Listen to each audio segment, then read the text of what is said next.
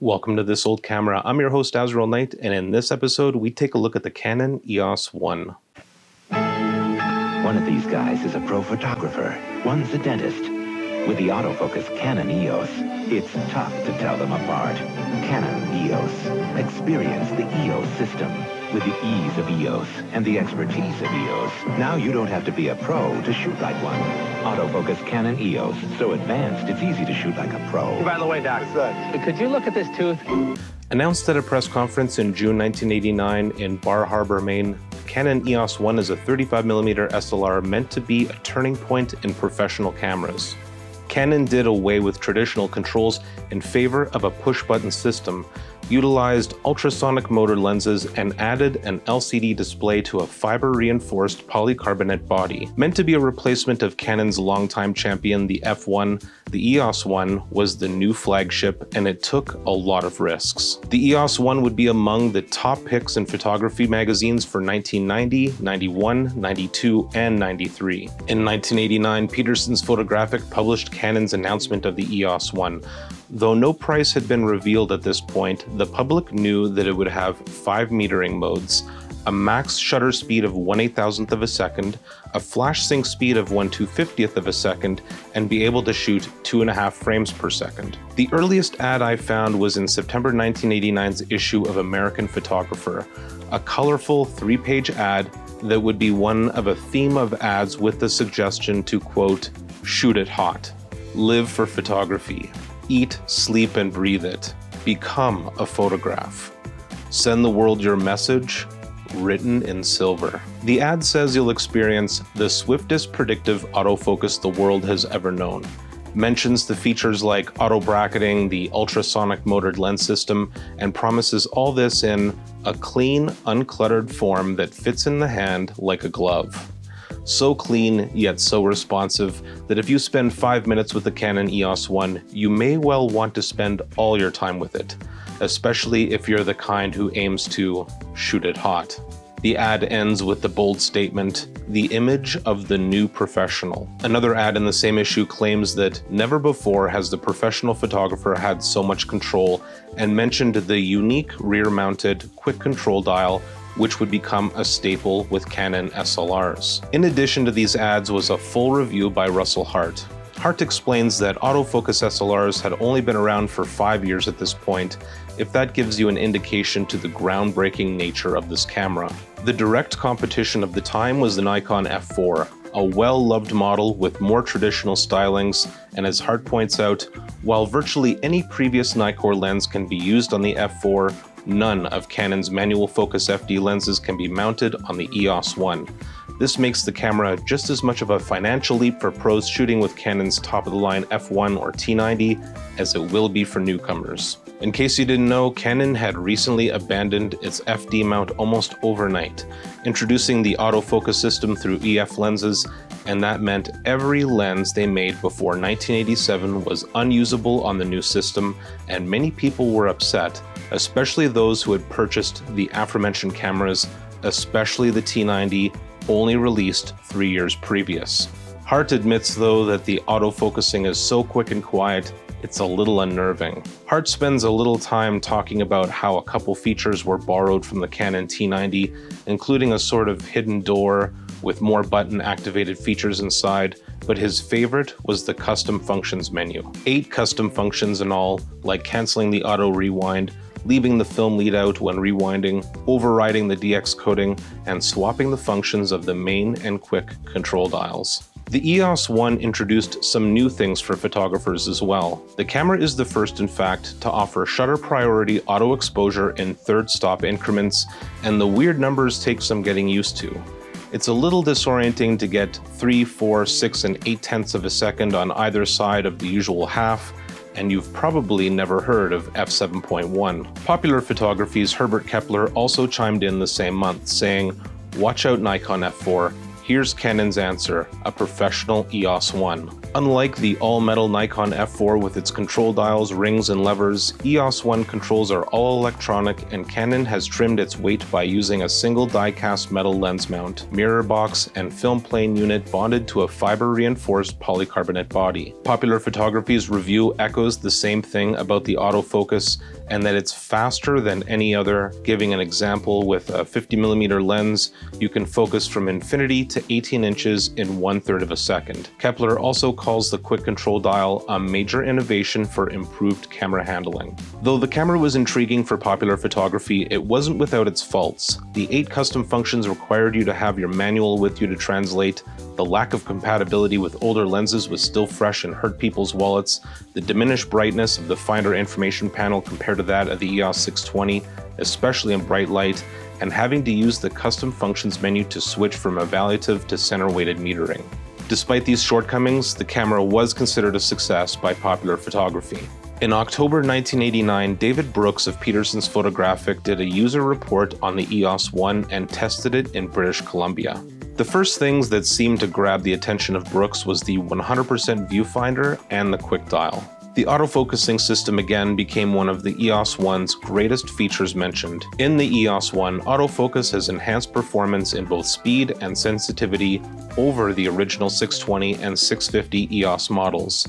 The new camera utilizes the greater capacity 12 MHz clock speed microchip main dial introduced in the 630, adding a new cross-reference autofocus sensor to the camera that will respond to both vertical and horizontal lines of contrast differences in subjects. Combined with the high response speed of the Canon EF design and with the focus and aperture control drive motors in each lens, plus the virtual instantaneous response of the ultrasonic lenses, the EOS-1 autofocus performance far exceeds traditional, manually controlled systems in many important applications. I quite enjoyed the review from David Brooks, especially since he went to British Columbia in Canada to test the EOS-1. His review claims that Canon's EOS-1 created the highest level of predictable images and affords the most secure and comfortable handling I've experienced in a modern 35mm SLR. David Brooks would revisit the Canon EOS-1 just a couple months later in December with some new lenses, including the 85mm f1.2, a 20-35 f2.8, and an 80-200 f2.8, all L series lenses. He also tested a speedlight, the 430 EZ. Much of the review goes over the functionality of the lenses and flash, but all ties into EOS-1 in the end. Brooks states, "Now with an extended complement of lenses and the new Speedlight 430 EZ, the EOS-1 can be considered a full-fledged professional camera system, in my judgment. Based on the work done for both my initial report and this one, with considerable shooting experience in between, using a varied selection of lenses, I am thoroughly convinced of the capability of the system." Canon would continue its Shoot It Hot ad series with several variations on the theme in 1989 and 1990. The end of '89 would see ads like this one with random photos. Here's an example promoting the EOS-1 and the EOS 630. Beginning in 1990 though, there were Shoot It Hot ads featuring professional photographers and their photos taken with the EOS-1. Photographers like Walter Luce Jr., George Lepp, and Lee Page. Each ad included a quote or two from the artist, their photo, the usual advertising jargon, and even the camera settings for the photo at the bottom. Lee Page says, "To keep your work fresh, you have to get out of the studio sometimes. And the versatility of the EOS-1 and EOS L-Series Zoom EF lenses lets me do that." George Lepp admits, "As a result of the superb optics and technical capacity of the EOS-1, I'm now looking for fast-action subjects so difficult I'd have shied away from them before. The responsiveness of EOS-1's 4.5 frames predictive autofocus provides the most extraordinary opportunities. Of course, that frame rate is with the booster grip." Walter Luce Jr. says that the EOS-1 is unlike anything I have ever used. "For me, it is the future of 35mm photography." By the end of 1991, the Shoot It Hot slogan was dropped in favor of these 2-page spreads. They kept using professional photographers to endorse it though. Here's photojournalist Dennis Brack and sports photographer David Wahlberg. The ad featuring Brack is especially telling of the times, as it features an image taken during the Gulf War. "My old equipment kept breaking down. Ever tried to find a camera repair shop in the Al Hajira desert?" Taking all this in, the innovation, the endorsements, and the glowing reviews, you'd think there was no other camera that could even come close to competing. There was one model, though, that was already out and had a strong, loyal following.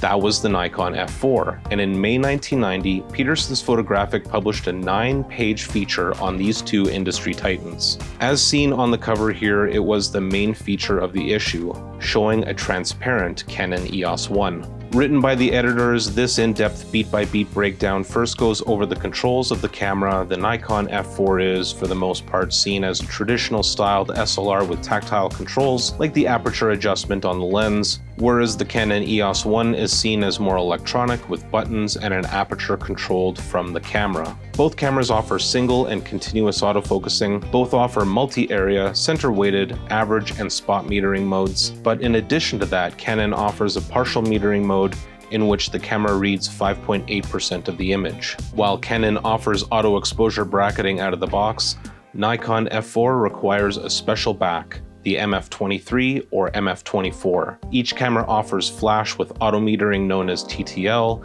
and shutter speeds of 30 seconds to 1/8,000th of a second. The Canon EOS-1, being electronic in nature, can set exposure in 1/3 stop increments, while the F4 is limited to full stops. Many of the differences are small, but one thing that is glaring, of course, is that at the time of publication, there were only 25 EF lenses and no backwards compatibility pre-1987.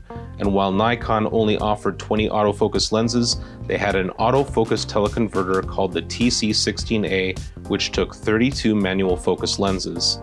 But the F4 also handled a wide array of manual focus lenses on their own, from decades previous. The review is meant to be evenly balanced rather than take sides. The longtime pro will probably prefer the F4's more traditional control. Other photographers may prefer EOS-1's control dial and buttons. It took our two 20-year-plus veteran photographers a little longer to get used to the EOS-1 than the F4, while our 1980s photographer actually felt at home with the EOS-1 more quickly than the F4. At the beginning of 1992, Canon's flagship had a price tag of $1950, body only.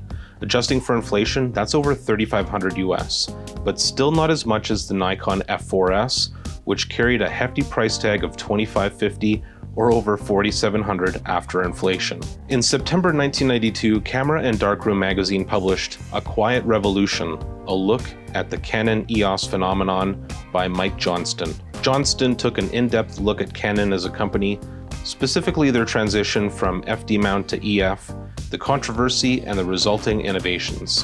When Canon introduced the EOS line in 1987, they immediately earned for themselves, among other things, a bad rap of sorts. The reason was the lens mount capability. The introduction of the new line was news, and the reaction from those heavily invested in expensive FD optics was swift, loud, and to put it mildly, less than pleased. Johnston also says that what really didn't make the news was the concept that by Canon accepting what he calls hard knocks, they were taking a step back in order to take 2 steps forward. Much of the article talks about the other aspect of Canon, their original equipment manufacturing, or OEM. If you own a laser printer, for instance, chances are very good that Canon manufactured the actual laser printing mechanism and sold it to the company that built the whole unit. Johnston related this back to the development of ultrasonic motors and how it wasn't just for Canon's lenses, but the reason they could justify the all-out engineering effort required to make this possible is, you guessed it, OEM. Canon wants to become the undisputed leader of ultrasonic technology. The article also touches on optics, something Canon is still very well respected for. Canon's gotten the jump on their competition in certain areas, such as the use of aspheric lens elements, which are the most effective means to the designer by which to reduce aberrations in large apertures. Leica, for instance, has indicated it will not produce another run of its Summilux M35mm f1.4 aspheric because aspherics are just too difficult to manufacture. Johnston goes on to spend some time talking about the advantages of software and electronics in cameras, as well as the caution of the implications of a camera that can do too much. In any event, what is underway at Canon is indeed a revolution, even if it's a quiet one that's not making the news every day. What seems indisputable is that the EOS concept is beginning to pay off and that the dividends are looking more and more enticing to many kinds of photographers. Even if you're not a Canon photographer, it might be wise to keep your eye on them, if only to see which way the winds of change are blowing in the field of 35mm photography. From here we'll go over some operation basics, then I'll show you my field test results. Finally, I'll give you my personal pros and cons. Here I will show you the basic operations of the Canon EOS-1. This isn't a complete manual. For that, please follow the link in the description. To load a battery into the camera, rotate the grip screw until the grip comes off. Load a 2CR5 battery with the contacts facing down and away, then reattach. Mount a lens by aligning the red dot on the lens with that of the lens attachment mark on the camera, and rotate clockwise. To unmount, press and hold the lens release button, turn counterclockwise to the 12 o'clock position, and remove. Power on the camera by flipping the main switch from the L position to A. If you want an audible sound when you have achieved focus, switch to this icon here. Power on the quick control dial by switching it on here. To perform a battery check, open the palm door located on the right, then press and hold the battery check button, second from the top. 3 bars indicate a good battery, 2 indicates you should probably have a spare handy, and 1 blinking bar means you should change your battery, and no bar means the battery is likely dead. To load a roll of film, press the button on the side and push down the back cover latch. Place a roll of film inside, pull the film leader to the orange mark, and close. The film should automatically advance to the first frame. Most films have DX coding that will automatically set the ISO. If it doesn't, or you want to override it, press the metering mode and autofocus mode selectors together and use the main dial to select ISO. Choose your shooting mode by holding the shooting mode selector like a shift key and rotating the main dial on the top right. Your choices are M for manual, TV for shutter priority, bulb for long exposures, P for program, AV for aperture priority, and DEP for depth of field. Select metering mode by pressing and holding the metering mode selector like a shift key and using the main dial. You can select between evaluative, partial, or spot. Evaluative will use most of the frame to gauge an exposure with emphasis in the center. Partial will use 5.8% of the center, and spot will use around 2.3% of the center. A fourth metering mode can be selected through the custom functions menu F8, changing evaluative to center weighted. To select the autofocus mode, press and hold the AF selector button and use the main dial. You can choose between one shot and AI servo. One shot will lock focus and stay there once it finds a subject. AI servo will continuously focus as you or the subject moves. Once you have shot the entire roll, the camera will rewind automatically. Use the back door latch to open and take your film out. I tested the Canon EOS-1 by taking it to the Center Street Bridge here in Calgary, Alberta, while it was closed off.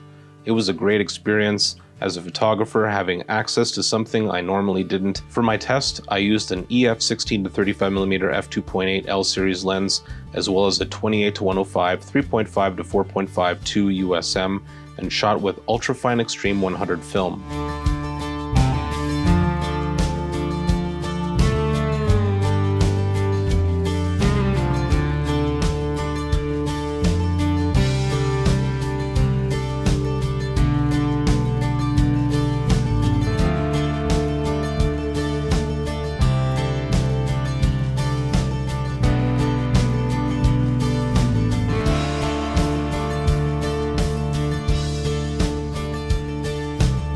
Out of all the camera manufacturers, I have shot with Canon the most, and so my experience was basically an uneventful one. You can view the entire episode by clicking the link in the description. Let's talk about some pros and cons. First, the pros. Lenses. While EOS might have been controversial in 1989 when this camera was released, Canon has now over 30 years worth of EF lenses under their belt, not to mention third-party alternatives. Canon is known for their quality lenses. Ultrasonic motors make lenses super quiet, and the L series is arguably unmatched. One-handed operation. With the main controls on the one side, much of the camera can be operated right-handed, including exposure adjustment, compensation, and shutter release. Solid build. This was a top-of-the-line model and it shows. If it survived Desert Storm, it'll likely survive the everyday bumps and drops of the urban photographer. And now the cons. Lack of mode dial. Though Canon adopted the exposure mode dial pretty early on, this one is lacking, and you may find that changing autofocus modes, exposure modes, or metering a little cumbersome. Wait, buying a 30-year-old camera that works is still very much a reality, but there are many other options that came later that will give you the same features in a smaller, lighter form factor. Well folks, that's all for now. I hope you enjoyed this episode. If you did, perhaps you'll consider joining me on Patreon. This episode is the result of researching through over 25 photography magazine back issues, spanning 4 years, and my Patreon is what makes that possible. Most of what I found during my research is not available online, until now of course, and generous donors are what make it all possible. In exchange, I offer early access, free prints, your name in the credits, and more. Go to patreon.com/Azriel to subscribe. You can also follow me on Instagram and Twitter, and until next time, stay classic.